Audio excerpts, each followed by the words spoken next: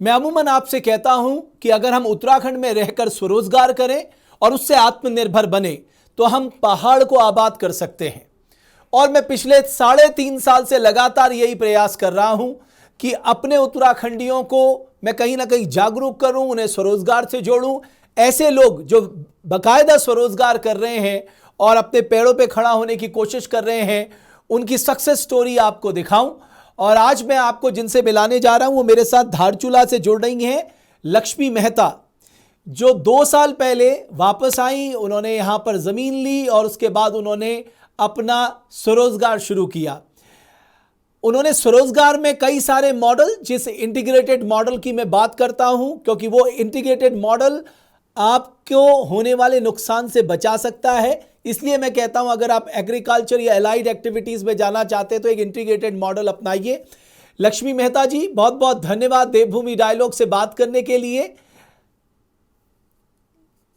धन्यवाद दाजू। हाँ, धन्यवाद।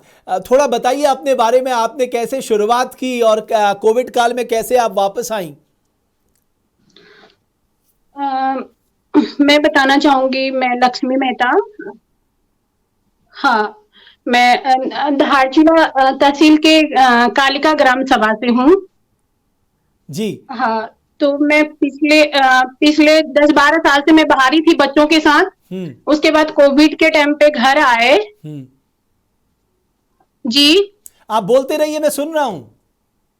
हाँ जी। तो कोविड के टाइम पे घर आए तो हमें कुछ यहाँ पे नजर नहीं आया कि क्या करना चाहिए, कैसे यहाँ पे हम लोग स्वरोजगार करें, क्या करें। तो हमारे मन में एक विचार आया कि क्यों ना हम अपने गांव को आबाद करें। और फिर हम लोगों ने वहां पे एक जमीन लिया, 10 नाली जमीन हमने खुद से खरीदा और 10 नाली लीज पे। तो मुझे जानकारी मिली कहीं से कि मत्स्य विभाग इसमें कई योजनाएं चला रही हैं।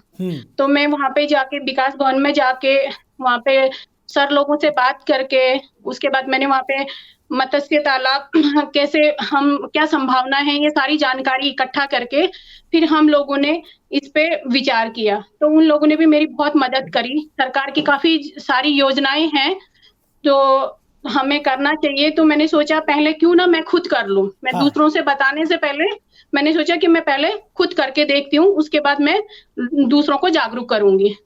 तो इसलिए सबसे पहले हम लोगों ने वहां पे एक छोटा सा रहने के लिए अपना एक घर बनाया और उसके बाद मछली तालाब, एक बड़ा सा 12 मीटर चौड़ा और 25 मीटर लंबा तालाब हम लोगों ने वहां पे बनाकर अभी उसमें मछलियां मतलब 1000-2000 मछलियां, 2000 समथिंग मछलियां हैं उसमें जी। और वो अभी 250 से 300 ग्राम की हो चुकी हैं। उसके बाद हमने कहा कि मछली से तो कुछ होगा नहीं, तो इसके साथ साथ हम लोग और कुछ करते हैं। तो फिर हम लोगों ने एक गाय खरीदी और उसको मतलब डेयरी दूध वहां पे लगवाया हुआ है और जो भी मैंने वर्कर वहां पे रखे हुए हैं तो उनकी आजीविका उस गाय से हो जाती है। उसके बाद हम लोगों ने सोचा कि चलो ठीक है, हमारे पास जमीन तो बहुत है, चलो गाय भी है ही, हमारे पास मछली भी है ही, तो हमने सोचा कि क्यों ना हम मुर्गी पालन पे मतलब अपना भविष्य आजमाएं। तो फिर मैंने यहाँ पे पशुपालन विभाग में जाके पता किया कि हम लोग कैसे इसको कर सकते हैं। तो वहां पे भी मुझे बहुत उन लोगों ने सहायता किया। ट्रेनिंग ली मैंने 3 दिन की और उसके बाद हम लोगों ने अभी 400-500 मुर्गियां वहां पे रखी हुई हैं और इसके साथ साथ हम सब्जियों में भी काम कर रहे हैं। साथ ही साथ मतलब किस तरह से ये इसकी मार्केटिंग कैसे आप कर लेती हैं, या अगर आपने सब्जियां लगाई हैं, अगर आपके पास मछली हैं, इनको मार्केट कैसे करती हैं आप? जी सर, अभी मछलियां तो इतनी बेचने लायक नहीं हुई हैं, लेकिन अभी से डिमांड आने लग गए हैं वहाँ पे। और दूध का अच्छा है वहाँ पे, डेयरी में हम लोगों ने दूध लगा रखा है, 6 से 7 किलो हम लोगों ने दूध लगा रखा है।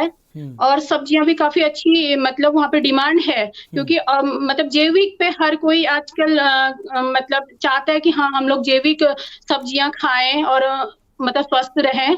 तो हमारी घर पे ही डिमांड आ जाती है सब्जियों के लिए भी, और मुर्गियों के लिए भी घर पे ही लोग मतलब आ जाते हैं खरीदने के लिए। तो आप कह रहे हैं कि आपको बाहर जाने की ज़रूरत नहीं पड़ती है, जो भी आपके पास है वो लोग घर खरीदने आ जाते हैं? जी सर, अभी हमें डिमांड मतलब थोड़ा बहुत लोगों को पता चला कि हाँ, ये लोग यहाँ पे काम कर रहे हैं, तो हमारे मतलब डिमांड घर पे ही आ जाता है। तो आप मुझे बताइए, 2 साल पहले का अनुभव जब आप बाहर रहती थी वो ज्यादा अच्छा है, या अब जब आप अपने गांव लौटी है ये अनुभव ज्यादा अच्छा है? सर मैंने मतलब पूरे 29 राज्य मैं घूम चुकी हूँ बच्चों के साथ स्पोर्ट्स को लेके।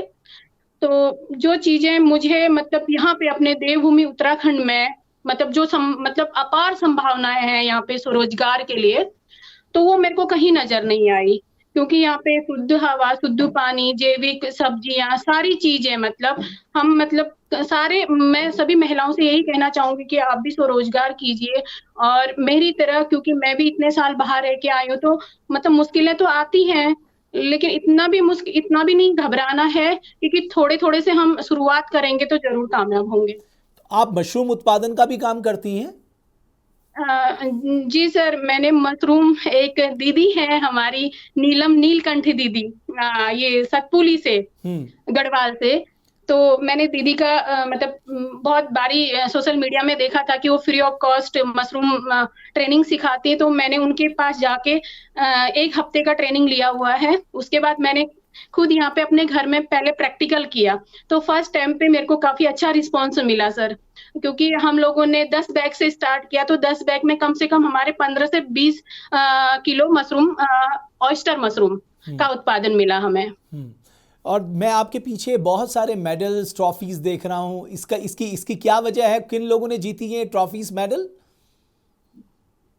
सर मेरा एक बेटा है और एक बेटी है। बेटी अभी राष्ट्रीय खिलाड़ी है और मेडलिस्ट भी है सर, वो सिल्वर मेडल और ब्रॉन्ज मेडल उसको मिला हुआ है। और बेटा भी मेरा स्टेट चैंपियन है। दोनों बच्चे मेरे 2016 में स्टेट चैंपियन बने थे। और अब आप स्वरोजगार की चैंपियन बनने जा रही हैं। सर मेरा यही है कि मैं मतलब खुद पहले प्रैक्टिकल करूं, फिर मैं मतलब अपनी सारी बहनों को, क्योंकि ग्रामीण क्षेत्र में महिलाओं को लगता है कि हाँ हम लोग चलो प्रोटेक्शन तो हम कर लेंगे, हम खेती तो कर लेंगे, गाय भी पाल लेंगे, लेकिन हम उसको बेचेंगे कैसे। तो मैं चाहती हूँ कि पहले मैं प्रैक्टिकल में खुद करूं, तब मैं उन बहनों को आगे बढ़ाऊं।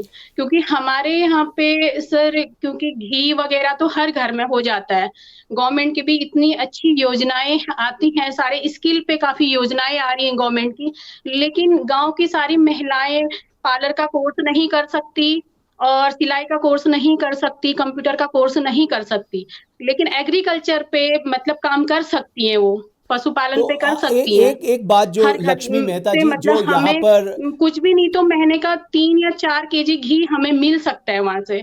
एक और बात मैं कहना चाहता हूं। अमूमन हम लोग क्या करते हैं कि सरकार को क्रिटिसाइज करना शुरू कर देते हैं कि साहब सरकार कुछ नहीं कर रही है, कोई योजना नहीं है। मैं जितने भी कार्यक्रम मैंने नहीं, अब तक दिखाए हैं उसमें कहीं ना कहीं सरकार की योजनाएं इन्वॉल्व हैं। आप भी मानेंगी कि अगर हम सरकार के डिपार्टमेंट्स के पास जाते हैं, उन लोगों को अपने प्लान के बारे में बताते हैं, वो बहुत सपोर्टिव हैं, सरकार की ऐसी योजनाएं हैं जिनका इस्तेमाल कर कर हम आगे बढ़ सकते हैं। सर मैं अभी जिस भी डिपार्टमेंट में गई हूँ अभी तक, सभी लोगों ने मेरी बहुत मदद करी है सर। कि ऐसा नहीं कि गवर्नमेंट की इतनी योजनाएं हैं और मतलब जितने भी अधिकारी हैं सब लोगों ने, क्योंकि मैं अकेले कुछ नहीं कर सकती हूँ सर, क्योंकि अकेले मेरे बस का कुछ भी नहीं था अगर वो लोग मुझे सपोर्ट नहीं करते। तो सारे अधिकारियों ने मतलब इवन मेरे को ग्राउंड लेवल पे भी अभी भी सपोर्ट कर रहे हैं, बहुत लोग मेरे को सपोर्ट कर रहे हैं। और आपके पति फौज में हैं? हाँ जी सर, फौज में। चलिए, बहुत अच्छा।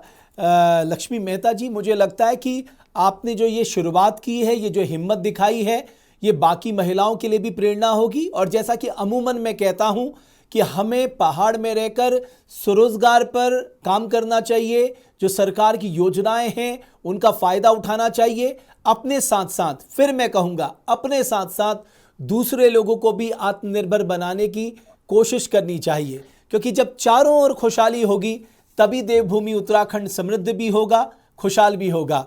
लक्ष्मी मेहता जी, बहुत बहुत धन्यवाद देवभूमि डायलॉग से बात करने के लिए। मेरी बहुत शुभकामनाएं हैं और मैं चाहता हूं कि आप अपने साथ साथ अपने आस पड़ोस, अपने गांव या ब्लॉक में और जो महिलाएं हैं उनको भी आप प्रेरित करें कि देखिए मैंने एक सक्सेसफुल मॉडल खड़ा किया है, आप भी ऐसा कर सकते हैं सरकार की योजनाओं का फायदा उठाकर। जी सर, मैं बताना चाहूंगी कि मैंने अभी एक फाउंडेशन भी बनाया हुआ है, मिशन आत्मनिर्भर फाउंडेशन। वाह। इसी इसी को देखते हुए कि मैं तो खुद आत्मनिर्भर बन रही हूँ, ताकि मैं लो और महिलाओं को भी, जो ग्रामीण बहुत सुदूर क्षेत्र में हमारी महिलाएं हैं, धारचूला मुंशियारी में क्योंकि मैं तो गांव से हूँ और मैं उनके सारे दुख दर्द को समझती हूँ, तो मुझे उन महिलाओं को आगे लेके आना है। मैं अपने लिए नहीं सर, मैं उन महिलाओं के लिए काम करना चाहती हूँ। चलिए, बहुत बहुत शुभकामनाएं हैं, बहुत बहुत धन्यवाद। और आपकी बेटा बेटी दोनों जो हैं वो नेशनल इंटरनेशनल चैंपियन बने। इन्हीं शुभकामनाओं के साथ देवभूमि डायलॉग से बात करने के लिए बहुत बहुत धन्यवाद। और मैं अमूमन कहता हूं, कुछ करना होगा अपने पहाड़ के लिए, अपनी मातृभूमि के लिए, अपनी मिट्टी के लिए। यही रहकर कुछ करना होगा ताकि हम एक दिन खड़े होकर कह सकें कि हमने अपने देवभूमि के लिए कंट्रीब्यूट किया है, भागीदारी निभाई है। तभी हमारा मकसद पूरा होगा इस धरती पे आने का। बहुत बहुत धन्यवाद आप सभी का हमारी इस खास पेशकश को देखने के लिए। जी सर, प्रणाम।